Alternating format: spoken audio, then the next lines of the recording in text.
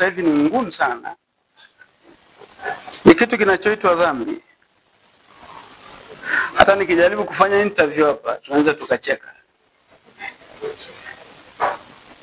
Na tukirudi kwenye Biblia tutagundua, au tujaribu? Tujaribu Dhambi ni nini? Saidia kujibu. Vile unavyoona wewe, dhambi ni nini? Bwana Yesu asifiwe. Amen. Kwa mimi ninavyoelewa, dhambi ni kutokufanya mapenzi ya Mungu au kutokufanya yale maelekezo ambayo Mungu anataka ufanye. Hiyo ni dhambi. Kwa sababu mko kwenye darasa langu. Huyu kashajibu. I think hatuwezi kwenda mbali sana. Watu wengi dhambi wanatafsiri, dhambi ni kuiba, dhambi ni kuzini. Kwa hiyo kuna baadhi ya vitu ukiwachukulia huko kwenye maandiko ukamwambia what you are doing is wrong na ni dhambi, anagombana na wewe, anachukuliza imeandikwa wapi? Imeandikwa wapi kufanya hiki ni dhambi? Sawa? Hamjakutana na watu wengi. Unaweza kumwambia hiki ni dhambi na kwambia no, imeandikwa wapi? Sawa?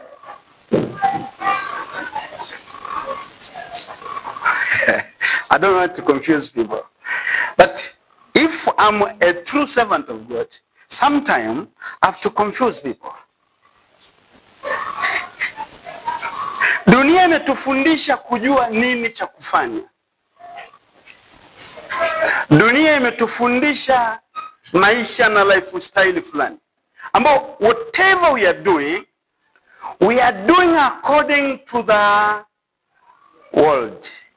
Tunatenda kutoka kwenye dunia, sio kutoka kwenye neno la Mungu. Na kanuni ya maandiko, na alivyojibu kijana, dhambi ni kwenda kinyume na maelekezo. Maelekezo ya mbinguni, sio ya dunia hii, ya mbinguni. Kwenye kila jambo unalofanya, mbingu ilitoa maelekezo gani au umebeba kutoka kwa watu? Sawa?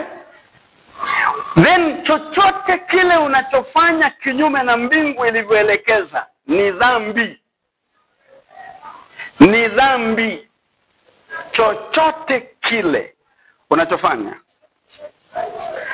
Okay, kwa mfano, kwa sababu kuna hii Yohana wa kwanza 3:4, Biblia inasema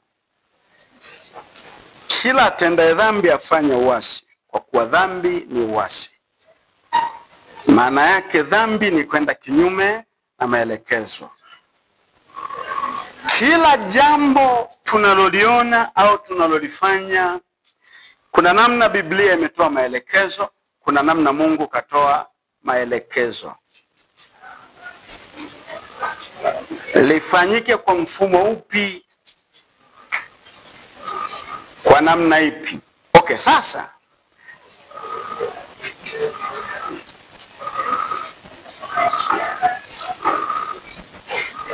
ukienda kwenye maandiko, kwa mfano story ya Adam, dhambi haikuwa kwenye yeye kula tunda. Dhambi ni yeye kwenda kinyume na maelekezo.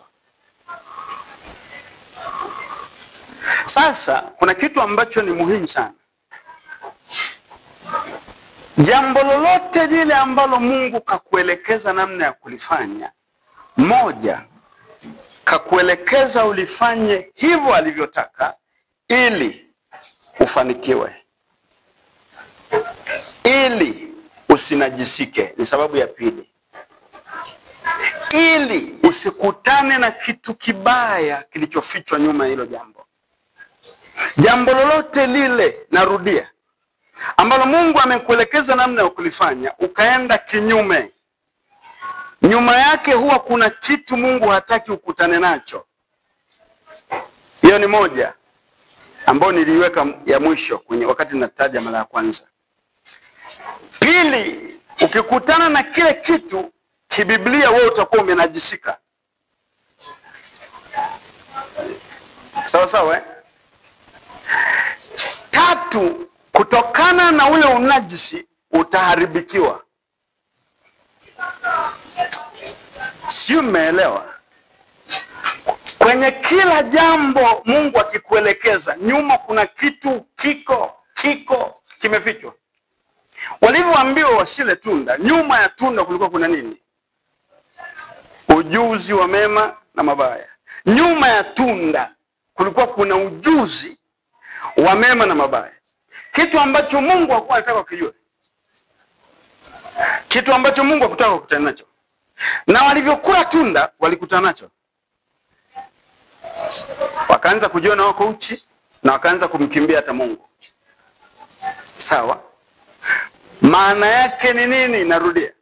Kwenye kila jambo nyuma yake kuna kitu kimefichwa.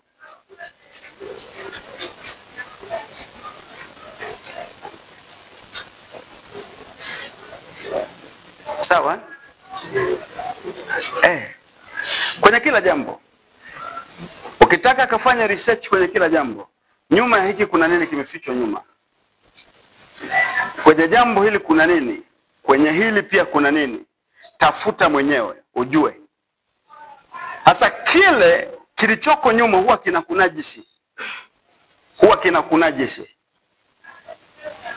Okay, kwa mfano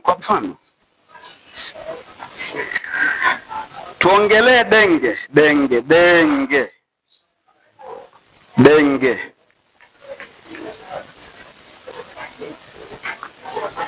Denge imetokea kwenye Biblia maeneo manne. Denge iko kwenye Mambo ya Walawi 19:27. Denge. Kwa mfano tu, najaribu kutoa mfano wa kitu ambacho sasa hivi tunaenda nacho tu roughly. Nataka tuone kwanza denge ni nini? Na nyuma ya denge kuna nini? Kwa nini Mungu amwambie msinywe denge? Simba tu Mungu akaimua akamwambia msinywe denge.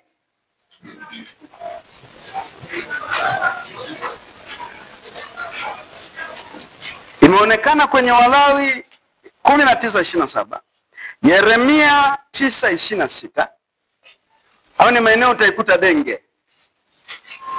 Mambo ya Walawi 19:27, Yeremia 9:26, Yeremia 25:23, alafu na Yeremia 49:32. Sasa ngoja nizisome zote chap. Biblia inasema msinyoe denge pembe za vichwani, wala msiharibu pembe za ndevu zenu. Namuomba Mungu isimu yangu iweze tuingie kwenye Biblia nyingine huko. Amplified Bible. Tuangalie kwenye Amplified Bible. Chap. Tuone.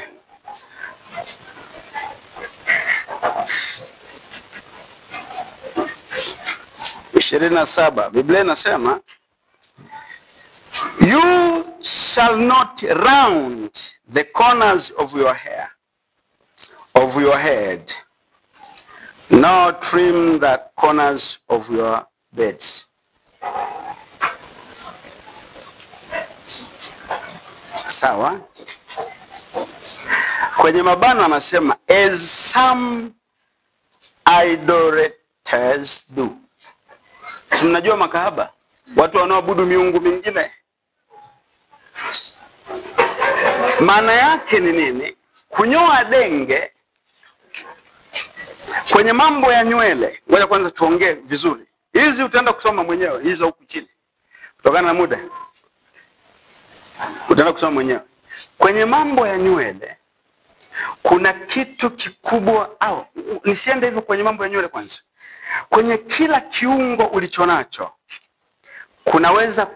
kuna siri imewekwa kubwa inayokuunganisha na mambo ya rohoni. Kwenye kila kiungo ulichonacho.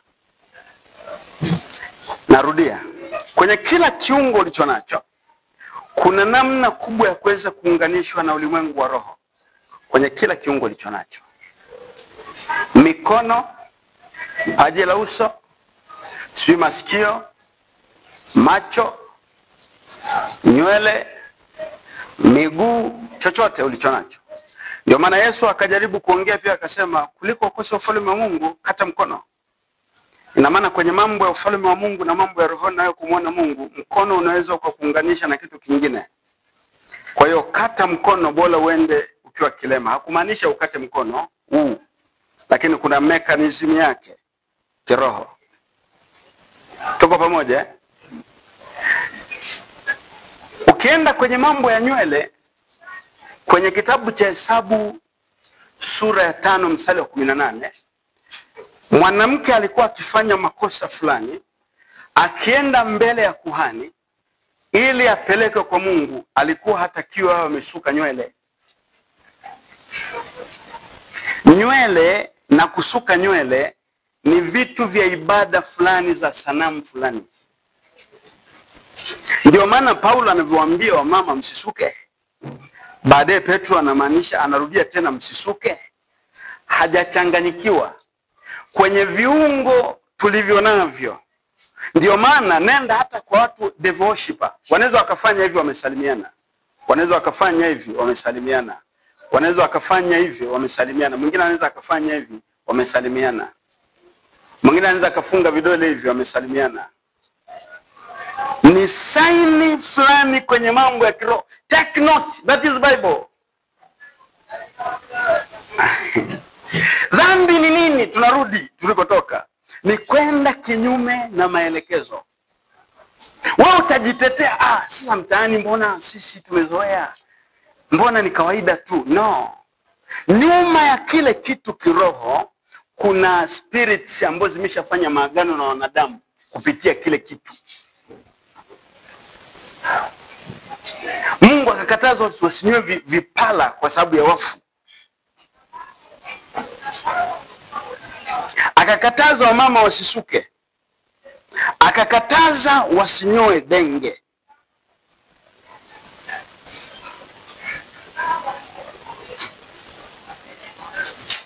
Sasa swali tunarudi, denge ni nini? Denge ni nini? Ninaona hapo 99% tumenyoa denge. Msigombane na mimi. Mmenyoa denge, wachungaji wenu hawajasoma Biblia vizuri. It is clear, jamani, hapa iko clear, watu mmenyoa denge. Kwani Biblia inasemaje? Msinyoe denge pembe za vichwani. Pembe za vichwani ni zipi? Nikuulize wewe, pembe za vichwani kwako ni zipi? Hii na hii hapa, zote hizi ni pembe. Hii sawa, na hii hapa pia ni pembe. Biblia inasema usinyoe denge, inamaanisha nini? Tusigombane. We talk Bible.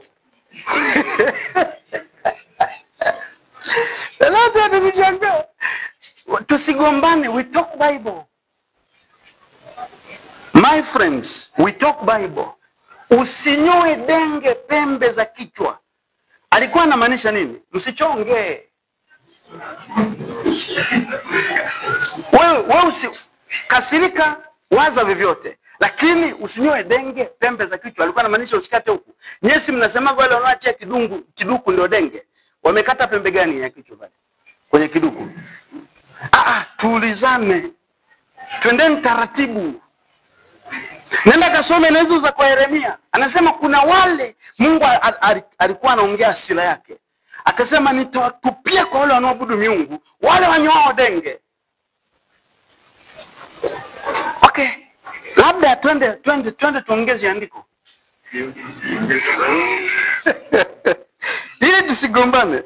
Twende kwenye Yeremia 9:26. Alafu twende kwenye Biblia Amplified. Sawa Biblia yote ile ya Kiingereza, mseme tungoja niangalie King James. Naweza ngasema mchungaji anatukandamiza na Amplified walikoseaga bwana. Twende kwa King James. Jeremiah Ndio maana kuna vitu we don't see breakthrough. Ndoto chafu hazikati. Unaomba lakini bado you dream. Mpaka unajiuliza hivi nimeokoka kweli? Kwa sababu ndoto ni halisia. Unachokiota ndivyo ulivyo wewe. Sio story. Unachokiota ndivyo ulivyo. Ukiota unakula vyakula. Wewe unakula vyakula gani kiroho? Mungu ameweka tule kiroho. Ugali. Kuna ulimwengu wa mapepo umeunganishwa, unakula vyakula na mashetani. Hakuna aliyeumbiwa wale ugali wala pilau. Wengi sasa mnaotaka mnakula pilau na ukiamka mpaka unasikia ladha hapa. Hata ukifanya you feel it kama umekula pilau. That is demonic food. Kuna vitu vidogo vidogo tunaviviolate. Halafu tunamruhusu shetani atutandike. Anatukamata kwenye vitu ambavyo Mungu alikuwa anasema ukifanya hivi wewe unaenda against. Ukishaenda against nimekwambiaje? Nyuma ya kile kitu huwa kuna kitu kimewekwa. Ukishaenda against unakutana nacho. Okay. Amplified Bible. No. King James. Yeremia 9. Mstari wa 26. Hapa anasema Misri na Yuda na Edom na wana wa Amon na Moabu na wote wenye kunyoa denge. Utasoma kule juu alikotokea. Sawa? Sasa tuende kwenye Biblia ya Kiingereza. Anasema Egypt and Judah and Edom and the children of Ammon and Moab and all that are in the utmost corner. Twende kwenye Amplified Bible. Sawa au mtu angekuwa na NIV. Telo la NIV ya Kiingereza. NIV Kiingereza. NIV. Ngoja tuende kwenye Amplified Bible, mara nyingi wametumia NIV. Wakaongezea tu baadhi ya vitu. Hii hapa kuna lugha nyingine ngumu imeshatokea hapo, watu hawataielewa. Watatumia hiyo kujitetea. Brother, usipende kujitetea kwenye mambo ya Biblia, Egypt and Judah and Edom and children of Ammon, Moab, all of whom are related except Egypt. Hapo ni kwenye mabano. And all who lives in the desert and who clips off the corners of their hair. And all who clips off. Yani wewe unaanzia hapa unafika unakata. Si ndio Biblia inavyosema? Jamani, au naongea uongo? You know, Mungu ameanza kunifunulia baadhi ya vitu, ananirudisha kwenye vitu vidogo. Alafu mimi nashangaa. Watu wanaambia tu usinyoe denge, denge ni kukata hivi. Wakati kwenye Biblia hata ukisoma Kiswahili, usinyoe denge, pembe za vichwani.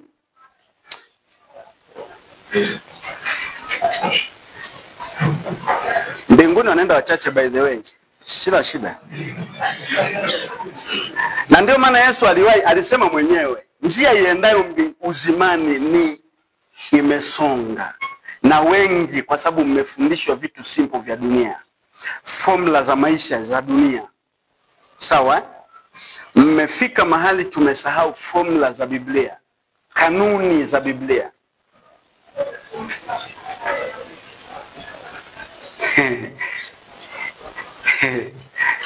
Amina jinyoga mwenyewe. Alafu hii sitindagi na miaka 2 tangu nilianza Mungu kwanza alianza kunisemesha. Nikishika mashine nikinyoa, nikifika kwenye nasikia ndani, kwa nini ujitinde? Siuache hivyo hivyo. Niko nasikia sauti ya upole, siuache hivyo hivyo. Baada ya miaka kadhaa ndo nakutana nao kwenye Biblia. Mke wangu miezi kadhaa iliyopita akaniambia, nataka nipunguze nywele afu nichonge. Nikamwambia, umeitoa wapi kuchonga wewe? Kwani sasa huyo Mungu kwani ni dictator? Nikamwambia, kasome Biblia. Sio mimi, kasome Biblia. Usinyoe.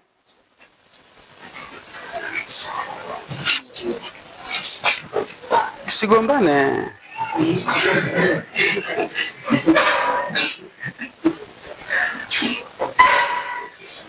Wanawake wameambiwa msisuke. Sasa hivi wanapambana na kusuka. Usisuke, hata twende kilioni, yani hata kufunga ile, usisuke. Kibiblia Mungu ukifunga nywele, hata sio kuzifunga tu, wazungu hawafungi kwa sababu hazifungiki. Sawa? Ila kuna namna unazisokota. Sawa? Kibiblia ile ni kuzifunga. Kuna namna kibiblia unajinajisi kwa kujiunganisha na vitu na utaratibu wa roho fulani. Watu bado wabishi sana. Maswala ya staili za nywele, kila kabila lina staili yake. Nenda kafuatilie. Kafanya research. Nenda kwa Masai. Nenda kwa kabila fulani. Kila kabila utakuta kuna namna wanatengeneza nywele zao kutokana na utaratibu wa miungu yao walikuwa wanajiwekea wao. Na kile kitu, it is not physical, it is a spiritual. It is a spiritual. Mlivyoona Wakongomani wanatokea na miziki yao sawa sawa, miaka ile ya 60, 70, 80 wanakuja wamepiga hizo. Kwani tukao tunachonga? Hii si imetokea Kongo? Watu wananishangaa. Kwa sisi wa Afrika kuchonga kumetokea Kongo. Wazungu kule, lakini kuchonga kwetu sisi ilikuwa Kongo. Kongo ndio ilikuwa maarufu. Watu wanaopenda nywele zao.